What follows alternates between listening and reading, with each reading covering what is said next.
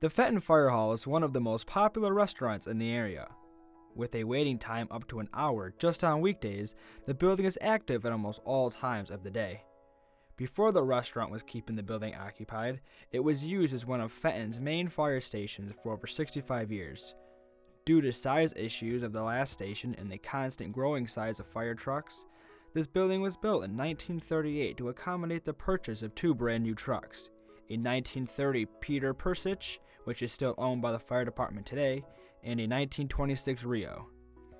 On July 27, 1939, the new fire station opened on its first day of operation while housing the first full-time telephone operator for the fire and police department. While being used as a fire department, the building was also temporarily used as the police station. No, other than that, I knew the jail was down below because I'd been there for quite some time. Drunk tank. Still to this day, you go down there, and there's still names written on the wall from the different visitors that they had throughout the years. You know, you can see the names, and a lot of the names that you read are still substantial names throughout the city. I mean, one of the most prominent features of the building was the high standing clock that was built on. The clock was made by Seth Thomas Clocks, based in Connecticut. The clock was purchased in June of 1938 and was delivered in August of the same year. The building has a very unique clock up in the clock tower. I mean, it is too. You guys should go up there and take video of that when it chimes. There's arms and levers and gears that go back and forth, and it's just a real sight to see. It's extremely old, but it is very interesting to watch. And we would have to go up there and set the time occasionally, you know, and that's one of the neat things about it. And throughout the years of 1940 to 1960-ish, the average fire truck cost anywhere from $12,000 to $25,000. In today's standards, the fire station's newest fire truck cost around $850,000.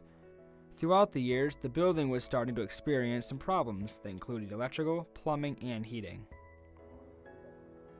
There was some issues, but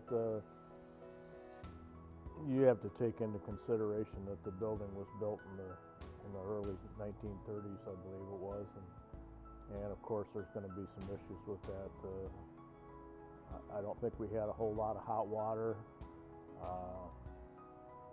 but we weren't down there for taking showers or anything like that. You know, we used the building as it was. So. Due to the cold winters, constant moisture, and weight on the floors, the concrete on the upper level started to crack and raised concerns about possible collapse. No, we were always concerned about that we'd come down there in the middle of the night for a fire and that we'd find all the fire trucks in the basement because there was large cracks on the floor. But obviously that never happened, but it was, we kept thinking that someday that might happen. But in 1998, Fire Chief Rodney Matthews went out on a reach and hired the first female firefighter into the department. A lot of outrage came with this as people saw being a fireman as a man's job. No one ever imagined a woman putting her life on the line to save others. It was nice. It was handy when we had like medical runs or accidents, and there's a female involved. It made it more easier for us because two women can communicate a whole lot better than what a man and a woman is, you know, by asking personal questions.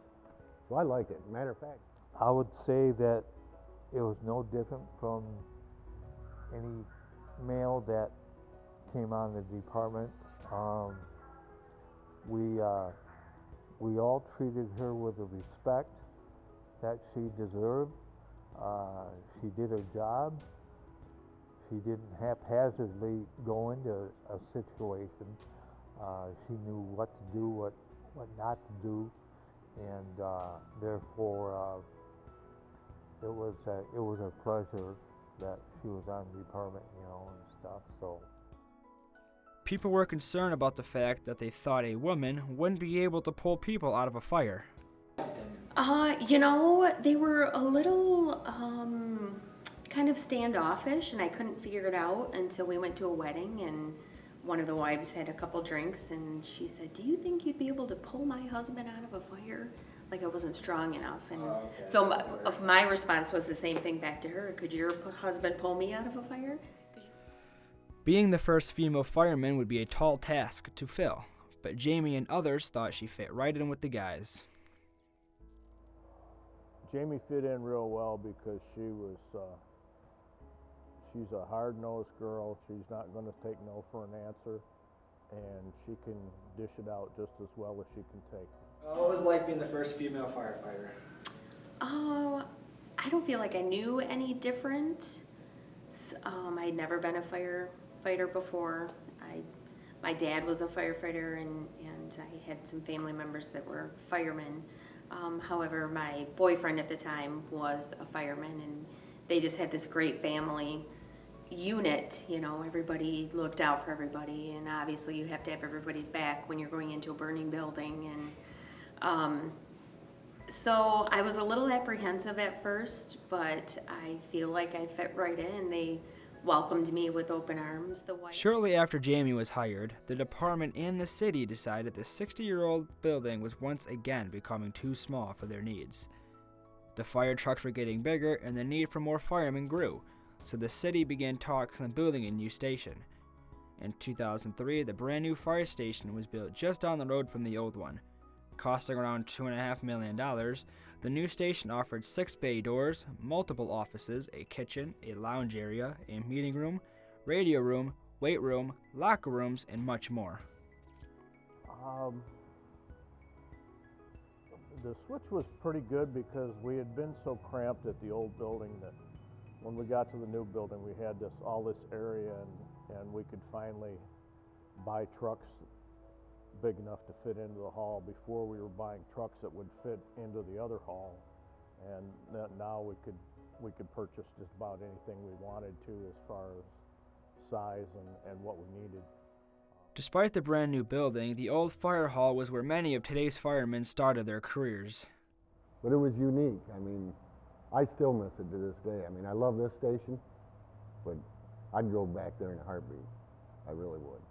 Some recall the fire station as being their home away from home. The fire station is where your second family is, and as you grow older and overcome more challenges together, as a team, it only brings you closer to the people you're surrounded by when you're on the scene or playing cards back at the station. You learn to love the people you're around and make the best of any situation.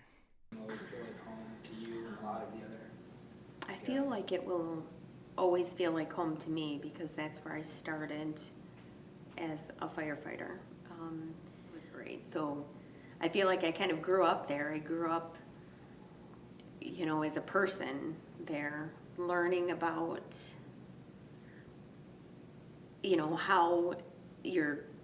how you can have a family outside of your family, because that's what a lot of these guys are. Their family's out of town, and they see these guys every day. They know about their wives, their kids. The kids are growing up together. It's just, that really kind of molded me as who I am now.